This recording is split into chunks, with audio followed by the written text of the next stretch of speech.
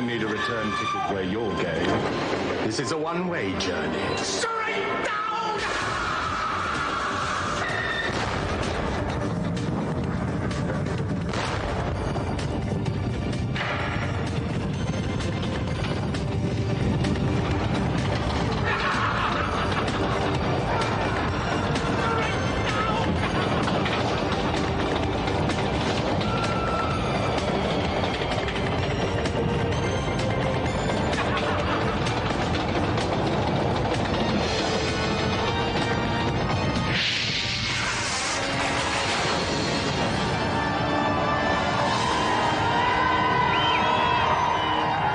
Welcome to GamesMaster, where it's hotter than a pair of Tabasco-flavoured pants.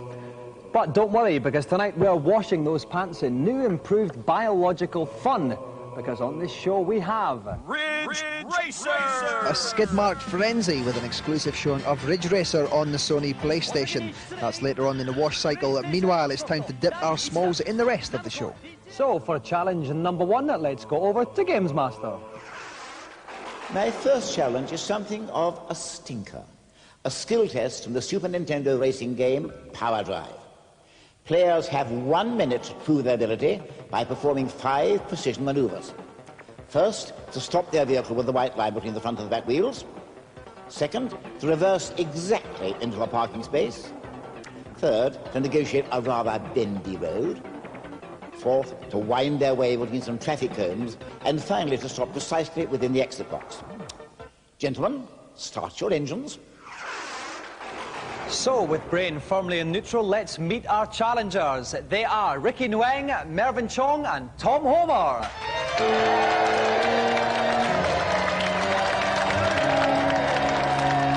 Tom, welcome Ricky, welcome Mervyn. Right now, Ricky, we asked you before the show which video game character you fancied. You said none because you have a girlfriend. What's your girlfriend like? Good looking and attractive. Really? And what's her name? Emma. Would you like to say hello to her? Hi. I bet she's really impressed now with that one, actually, Ricky. I think you'll have a long and fruitful relationship now. Mervyn, what's this on your jacket?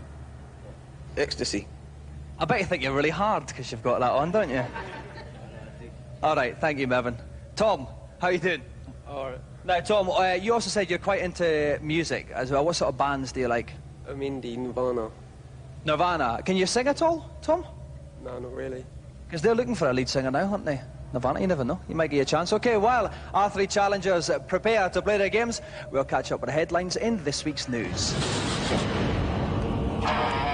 First up, license news. Star Wars programmers JVC are busy beavering away on a video game version of the soon-to-be-released movie based on Dark Horse comic Time Cop. In a departure from previous roles, Jean-Claude Van Damme fights people. My future, you're dead.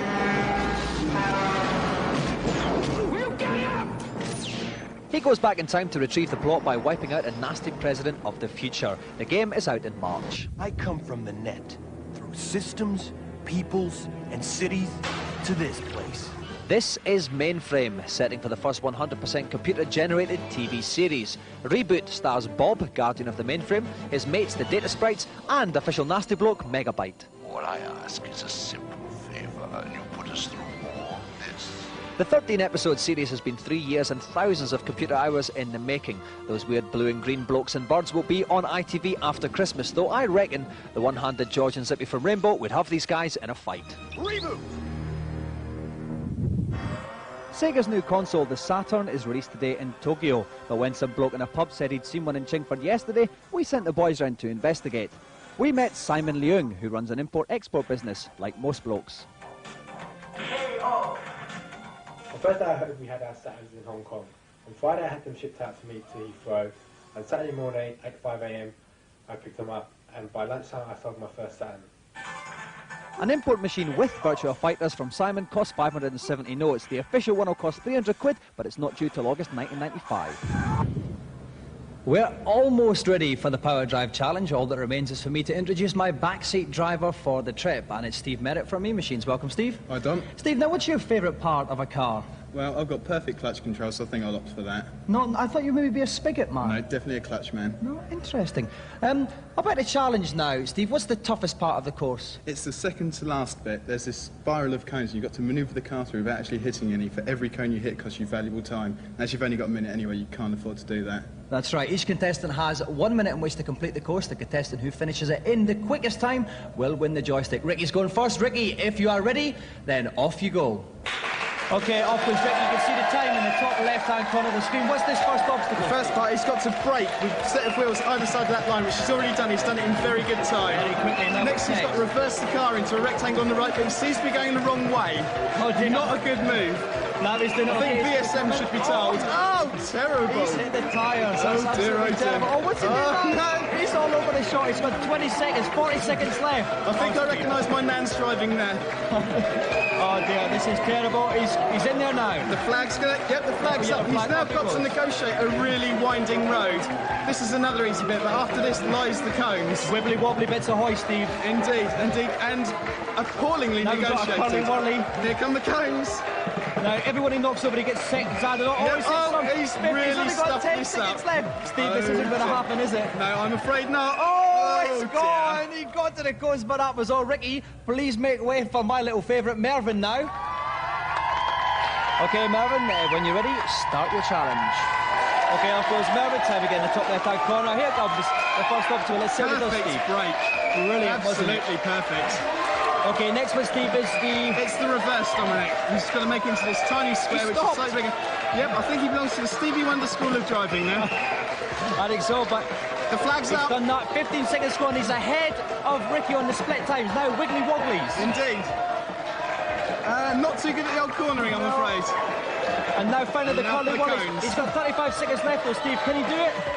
It'll be tight. He's got to go faster than this, though. I mean, he's practically in reverse. He has to speed up a little bit. As soon as he touches that X in the middle, all the cones disappear. He's doing all right. He's nearly done it. 25 seconds left. Oh, no, he's blown it. Oh, dear, and that's it. It was so close, but Mervyn fails also. Mervyn, make way for Tom. OK, Tom, if you do it in under a minute, then you have won. Best of luck. Start your challenge now. OK, off goes Tom. Oh, he missed it. Oh, he's wasted some time there, Steve. Not as good as swerving Mervyn at that. No, certainly wasn't. Now we've got the reverse here. Oh, nice positioning. Absolutely. A bit far out, though. It's costing him time. And the yellow car, I noticed, Steve? Yep, indeed. Something from the Italian job, I think. OK, 17 seconds. This is a good time. He's fast. Very good time. Now it's a bit... Oh, dear. The wiggly wobbly's smacked at the side a bit. But your car doesn't take any damage, does it? No, it doesn't. It just slows you down. You can do about it. Now the cones. He's got 30 seconds to set a couple. 25 seconds left. Now he's got to hit that X. As soon as he hits that X, all the cones disappear. I think he's going to do it, Steve. He doesn't do it either. Oh dear, Tom finishes in complete disarray as well, which means nobody did the challenge. Round of applause for them anyway.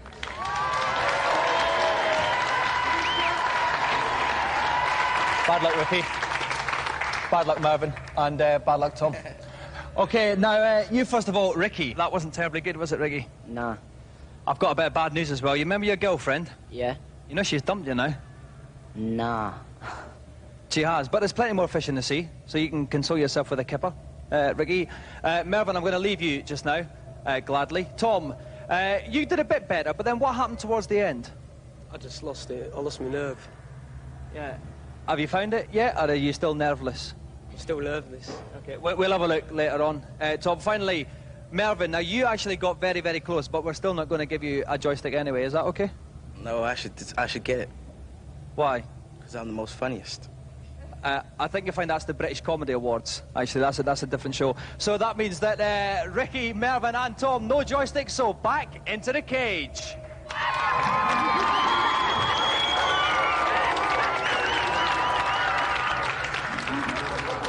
Now, while our challengers argue over who can pull the most birds following their TV appearance, we'll take a look at today's reviews.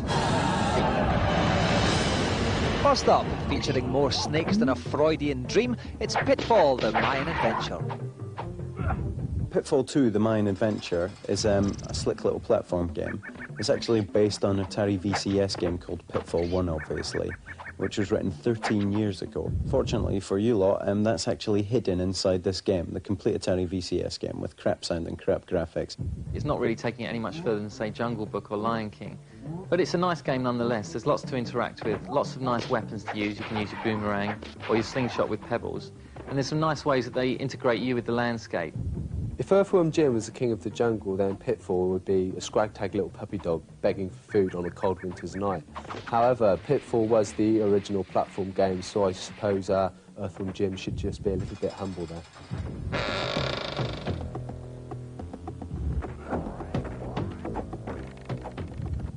Next, cynically smack into Damon Hill and pretend it was an accident in Virtua Racing Deluxe.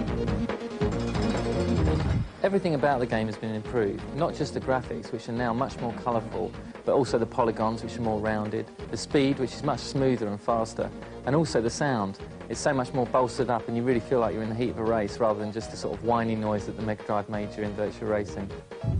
Virtua Racing on the Mega Drive and in the arcades only had the one car, the Virtua Formula, but you can now get two different types of cars. The first is the stock car that can take a lot of damage and is very Daytona-like, and the second is the prototype car that is very high speed but hasn't got a lot of grip. Basically, this is a lot better than the Mega Drive version that appeared earlier this year, and it's a worthy buy if you're going to get a 32X. Mega 32X is really showing what it can do here, and this is a fast playable racing game. And with split screen mode, it's fantastic fun for two players as well.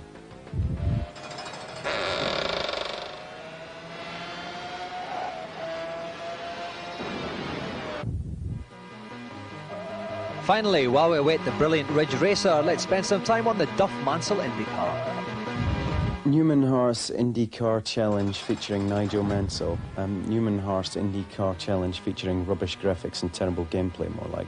This is awful. I mean, it's a stinker. Mansell's IndyCar on the SNES is basically the same game as Mansell's World Championship that appeared last year. It uses the same game engine, and basically you only have some new tracks. If you've already got the first game, then you're not going to get much fun out of this.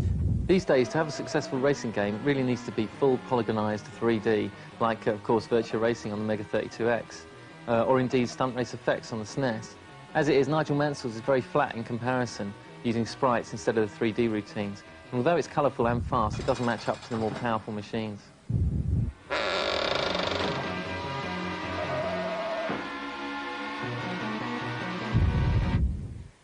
Tonight's two special guests are busy picking the poo from the grooves in their boots, so let's go over to GamesMaster and find out what they'll be playing. The second challenge of the proceedings is on the bizarre Super Nintendo beat-em-up Clay Fighter 2.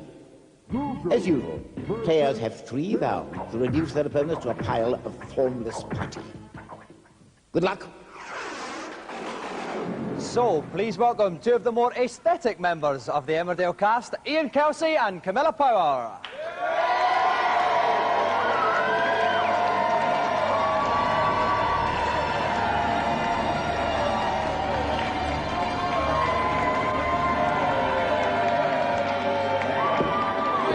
Welcome, Ian. All right, Camilla, welcome to the show. Right, Ian, first of all, why is it that there's so many fit birds and blokes on Emmerdale now? Birds and blokes? Birds and blokes. Right. Well, I think there's quite hot, steamy scenes going to be in it. And has been in it. Do you think that generally you guys are more attractive than, like, your neighbours' home and away counterparts? Without a shadow of a doubt. Yeah, you think so? I think so. That's good. I thought so as well. Now, Camilla, what's your favourite disaster from Emmerdale? Probably the rave, because it was sort of a bit of a disaster for us, because we started filming and it rained so badly that we had to come and shoot it back after our holiday, and we all sort of had, half of it we had suntans, and the other half we were all sort of pale and pasty. That's worse than the plane falling on people's heads. Oh, definitely. Yeah. Oh, yeah. And people being held up in gun sieges and that. Oh, indeed, Oh, yeah. yeah. Definitely. Yeah, you get wet, mate. OK, while we discuss the plummeting real estate prices in the Emmerdale area, we'll take a quick break.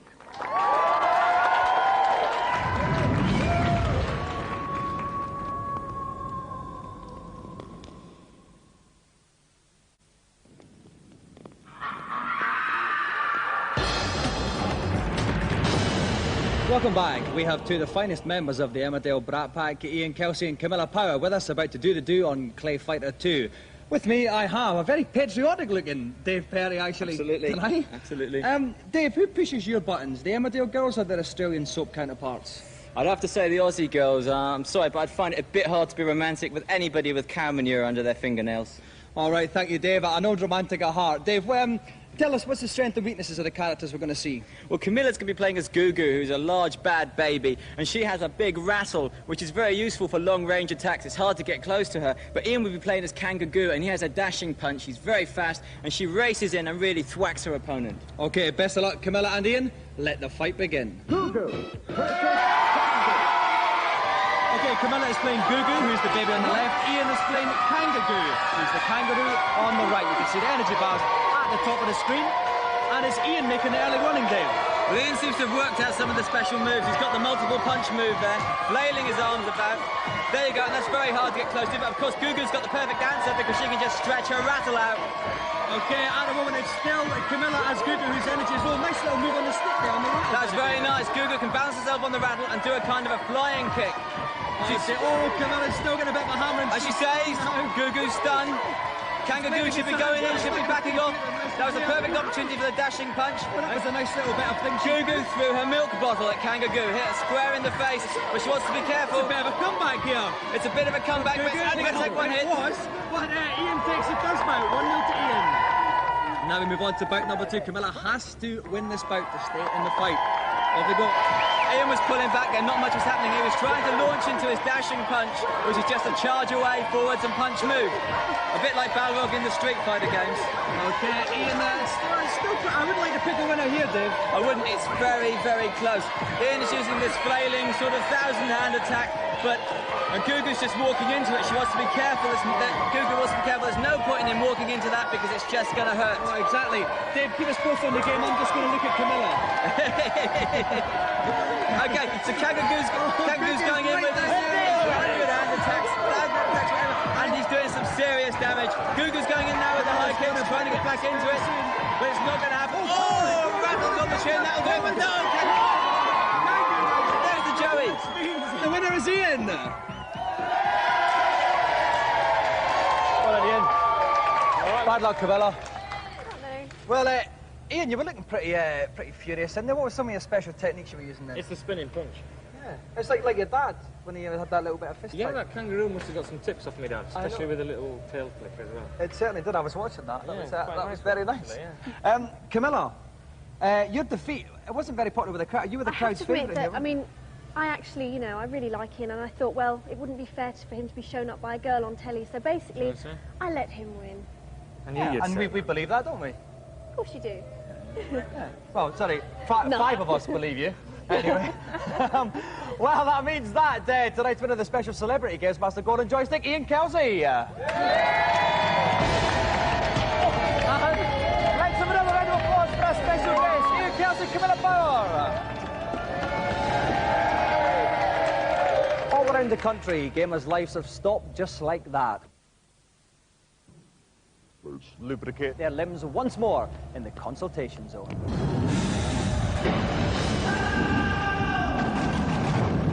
Tonight, I am conducting an experiment to find the saddest human beings in the country. Any volunteers? GamesMaster, does plugging Sonic 1 into Sonic & Knuckles give me any extra features? You mean, is it backwards compatible? Well, it's a little-known fact, but it is. Plug Sonic 1 into Sonic & Knuckles, and when presented with the no way message, press the A, B, and C buttons together. This will allow you to play a hidden 3D bonus game with an infinite number of levels. Try repeating this trick with some of your non-Sonic games. Thank you, GamesMaster. Next.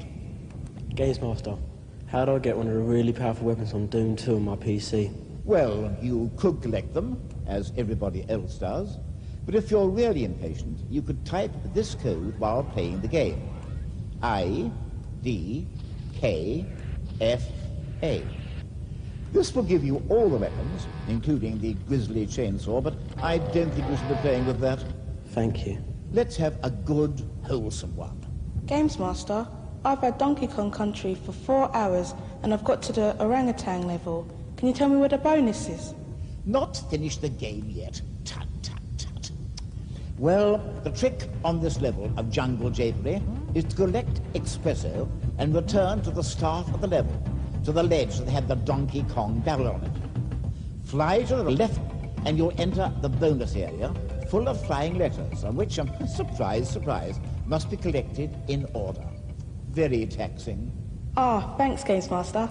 Well, that's it. My experiment is over. I shall leave you to draw your own conclusions. See you soon.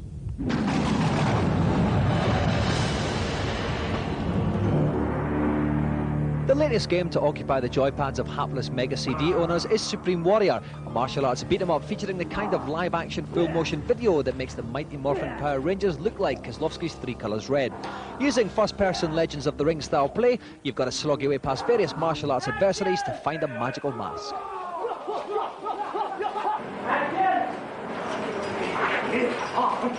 Action! If all this looks a bit like those kung fu films churned out by the bucket load from Hong Kong, that's because the full motion video for the game was shot in Hong Kong using the same techniques of wires and cables that have made Hong Kong the capital of the wildly improbable fight sequence.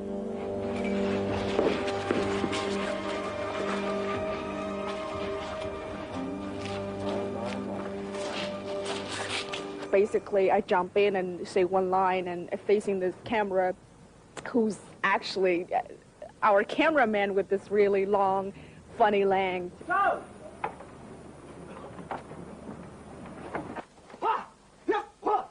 Remember, it's all up to you!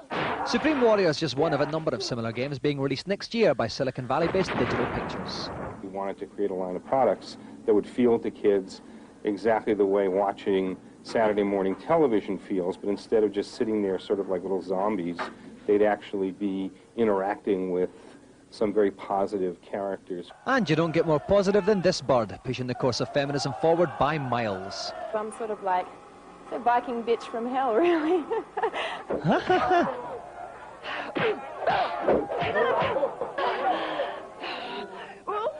You are encountering real people. You are reacting to real people. You are a player in a real drama. Yes, you'll be able to get real when Supreme Warrior is released for the Mega CD at the end of the year. Other versions follow soon after. Now it's time to tread lightly on our loafers as we make our way up to GamesMaster for the next challenge. Actually, I've had enough of challenges for the moment, so I've decided instead to show you a rather interesting feature I prepared earlier. Ridge Racer! Yes, boys and girls, it's here at last. Ridge Racer on the PlayStation, or as the Japanese would say, it's released in Japan in 2 weeks. It is a next-generation console, and Ridge Racer is the game that proves it. Ridge Racer, one of the most popular arcade games ever, spearheads Sony's entry into the video console market. 3 laps to go.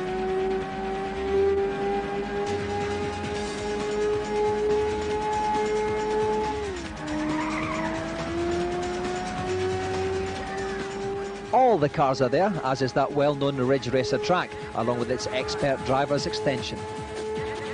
Skeptics doubted that Namco could convert the System 22 technology of the original game onto a console, but they've been proved wrong. The PlayStation version is practically arcade perfect, and as you can see, it's rather nippy. This isn't a 4,000 quid arcade coin-op, but a £200 console, with Ridge Racer expected to retail at around £30.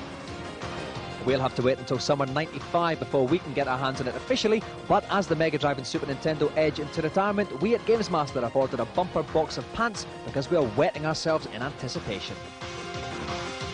Yeah! It's a new record! Right, I'm off now to put Reliant Robins at the front of traffic jams, and we'll see you in the next show. Bye-bye.